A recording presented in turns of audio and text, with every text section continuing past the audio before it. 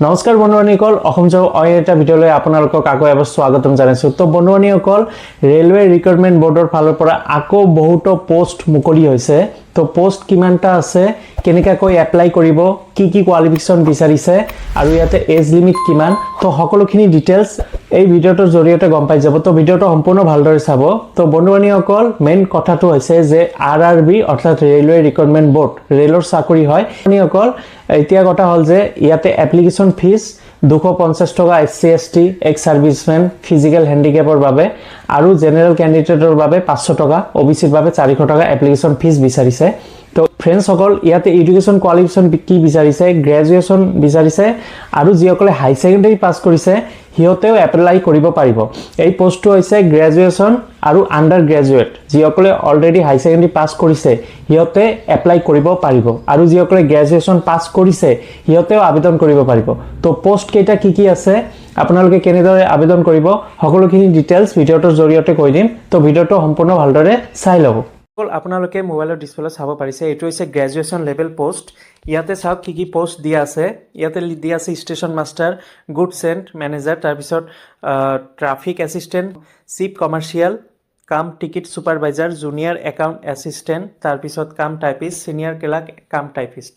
ইয়াতে number of post আছে, অৰ্থাৎ 5810টামান পোষ্ট আছে আৰু ইয়াতে এজ লিমিট দিছে 18 পৰা 33 বছৰলৈকে। তো আপোনালোকৰ যদি 18 পৰা 33 বছৰ আছে তেন্তে এই গ্ৰেজুৱেশ্যন লেভেলৰ যিকেইটা পোষ্ট আপোনালোকক ক'লোঁ এইকেইটা এপ্লাই কৰিব পাৰিব। এডুকেশ্যন কোৱালিফিকেশ্যন বিচাৰিছে ডিগ্ৰী পাছ থাকিব লাগিব, অৰ্থাৎ গ্ৰেজুৱেট হ'ব লাগিব, তেন্তে এপ্লাই কৰিব পাৰিব। আৰু যিসকলে ফ্ৰেন্সৰ আণ্ডাৰ গ্ৰেজুৱেট আছে অৰ্থাৎ হাই ছেকেণ্ডাৰী পাছ কৰিছে সিহঁতৰ বাবে এইকেইটা পোষ্ট দিছে, commercial cum ticket clerk, account clerk cum typist, junior clerk আৰু 10 ক্লাৰ্ক। ইয়াতে 3058টা পোষ্ট আছে। তাৰপিছত ইয়াতে এজ বিচাৰিছে 18 পৰা 30, যদি আপোনালোকৰ 18 পৰা 30 বছৰ আছে তেন্তে আপোনালোকে এপ্লাই কৰিব পাৰিব। এডুকেশ্যন কোৱালিফিকেশ্যন বিচাৰিছে ইয়াতে 12 পাছ, অৰ্থাৎ আপোনালোকে হাই ছেকেণ্ডাৰী পাছ হ'লে এপ্লাই কৰিব পাৰিব আৰু 50% মাৰ্ক থাকিব লাগিব, তেন্তে আবেদন কৰিব পাৰিব। তাৰপিছত ফ্ৰেন্সসকল তলত ইয়াতে লিখা আছে এজ ডিৰেকশ্যন। OBC NCLৰ বাবে 3 ইয়াৰ্ছ এজ ডিৰেকশ্যন পাব, SC ST বাবে 5 ইয়াৰ্ছ, ফিজিকেল হেণ্ডিকেপ UR EWSৰ বাবে 10 ইয়াৰ্ছ, ফিজিকেল হেণ্ডিকেপ OBC NCLৰ বাবে 13 ইয়াৰ্ছ, ফিজিকেল হেণ্ডিকেপ SC STৰ বাবে 15 ইয়াৰ্ছ এজ ডিৰেকশ্যন পাব।